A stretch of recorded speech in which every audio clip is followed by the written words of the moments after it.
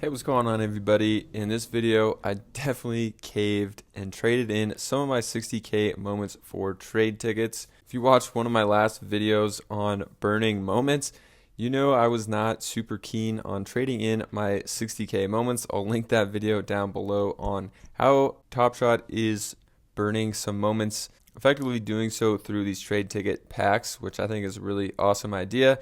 And I kind of like this new drop format.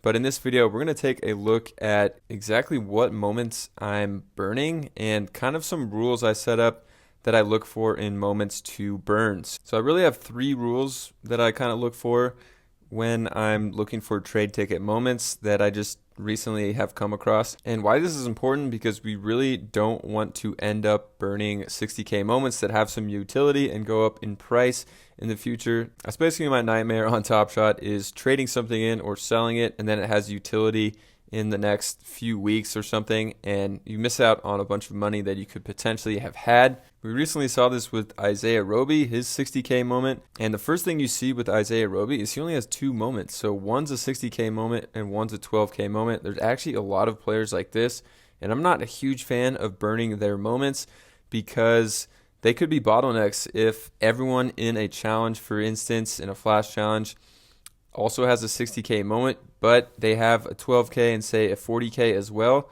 The 60K is going to be a bottleneck, and this one will go up in price. So I don't like burning these kind of moments, and I'll show you why here on Isaiah Roby. What happened just about a week ago is exactly what I was talking about. So you can see on this chart, just about a week ago, this moment you were able to sell for above $10 for a 60K moment, and it was definitely because he only has two moments. So only having a total of two moments, one 60K, one a debut, they could definitely be bottlenecks in challenges. So I don't like trading those in for trade tickets right off the bat. And I mean, it goes without saying that you should be burning these and trading in these 60K moments, not 40K moments or anything else. And the fact is, because essentially there's 13,000 of these traded in, so the new mint count instead of 60K really is actually 47,000. And it would be kind of funny actually if people traded in more than 20,000 of these, because then they would essentially be lower than 40K moments as far as the current count. And if we do pull up a 40K moment such as this one, you can see that very few people are burning this right now. So 200 have burned. So really this is 39,800 instead of 40,000, but it's getting pretty close on some of these 60K moments that they're getting close to being below 40,000, which is kind of funny and interesting. But the other thing with this is, I mean, if you buy this for collector score purposes, you get 12 points versus the 60K, you only get 2 collector score points. And also for flash challenges and things, Series 2 is going to be a lot more sought after. They're starting to do more Series 2 only or Series 1 only moments that you need for flash challenges. So I still think even if the count gets close to 40,000 on 60K moments, that they still have less value than 40Ks. So like I went over with Isaiah Roby, something I'm looking for is players that are going to have utility for these 60K moments. So anyone with a debut and a 60K moment like Isaiah Roby, who potentially could play some minutes, is definitely one I'm not wanting to burn. Besides that, it's going to be good players, obviously. Like you can see, Giannis's 60K moment is only $3, but obviously you're not going to want to burn a Giannis because he shows up in flash challenges about once a week, and this moment's going to show up a lot in that and could be used in that. But apart from that, it's just going to be players that don't have a ton of other moments on the platform, or also players that are confirmed out for the rest of the year. There's about a month and a week left, about 5 weeks, I guess, left in the NBA regular season. So trading in some of these players that are going to be out for the season is something I'm looking to target right now. That's basically my upfront ones I'm looking to target. Some of those is Ty Jerome. He does only have a debut and a 60K, but he's confirmed out for the rest of the year. So I kind of like this as a trade ticket option because there's not really going to be any utility for this until next series or next season, effectively, in come October. So that's one. Another is Lou Dort, who's actually one of my favorite to trade in right now because he has a 60K moment, but he also has a 35K and a 40K and just a bunch of other random lower mint count moments out here, but he just has a ton of moments on the platform. He's also out for the rest of the season. Obviously, OKC's not going to make the playoffs, so trading in a Lu Dort 60K, I really don't mind. I don't know why the price on this one's $3 versus some of these are $2. I mean, the new floor might be $3 for these moments, and just some of these 2s that we can see up here really aren't viable. But besides that, another one we have, I mean, there's a lot of players out for the year. Just kind of do your own research on all these players. I'm not going to cover them all.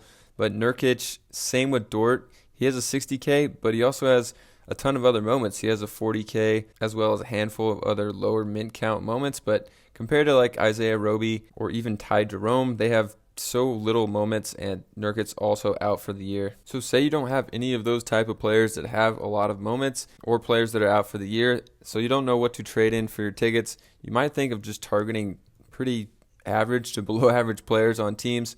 One could be Trey Burke. Again, he could be a little bit of bottleneck. He's not out for the year. He doesn't play a lot of minutes because now the Mavericks have Luka, Dinwiddie, and Jalen Brunson in front of him. But this is actually one I don't really like to trade in that much. You can see I'm still holding one. And the reason here is because he's playing the rest of the year. The Mavericks look pretty good. They're going to be in the playoffs, so he's going to have some opportunity potentially. And if he's in a flash challenge, this moment could definitely bottleneck. You might think he will never be in a flash challenge the rest of the season, but it's definitely a possibility.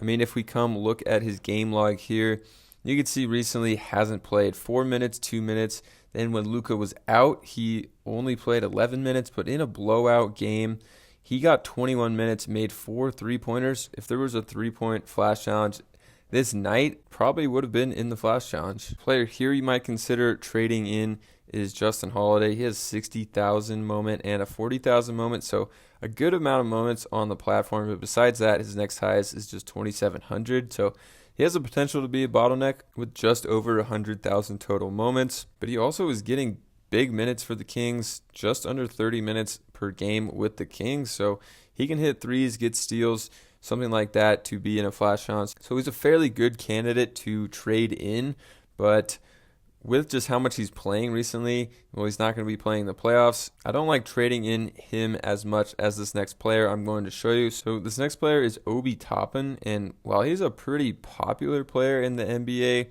doesn't look like the Knicks are going to make the playoffs.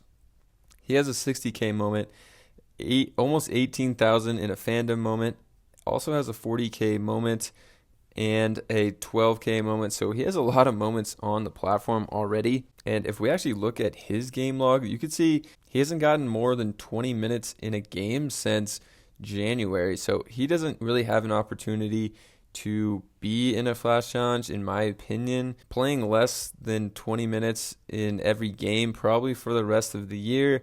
And he doesn't really do any one thing really well that would get him in a flash challenge, like score a lot of points, get a lot of blocks, steals, assists, 3-pointers. He doesn't really do one thing like that. So besides guys out for the year, I actually like trading in this Obi Toppin 60K moment. I think it's a pretty safe bet that the Knicks aren't going to make the playoffs and Toppin's not going to play much more than 20 minutes per game and get himself into a flash challenge using this 60K moment. So now that I gave you guys my favorite moments to trade in and kind of some rules I've been going by when looking for moments to trade in for these tickets, the next thing I would look for in my collection is just go off of serial number, because if you're trading in a top 10,000 serial, those ones are easier to sell than say something in the 40Ks or 50,000s serial numbers, just because when you're listing it, obviously people go for the higher serials. So if you are between two moments, definitely go with the higher serial if you don't know which one to trade in for a trade ticket. An example would be if, say, their moment isn't a challenge and it's going for $6 at the moment,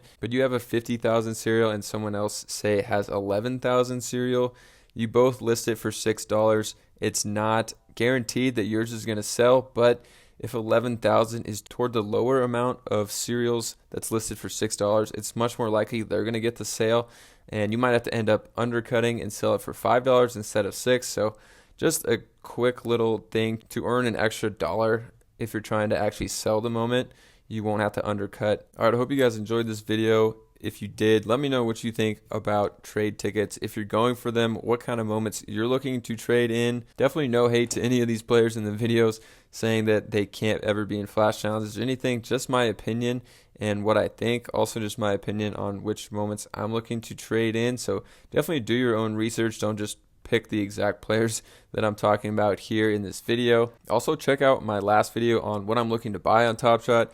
Went over a lot of different sets and moments I'm looking to buy right now specifically. So check that one out. It'll be linked down in the description and probably the end card here. I'll catch you guys in another one.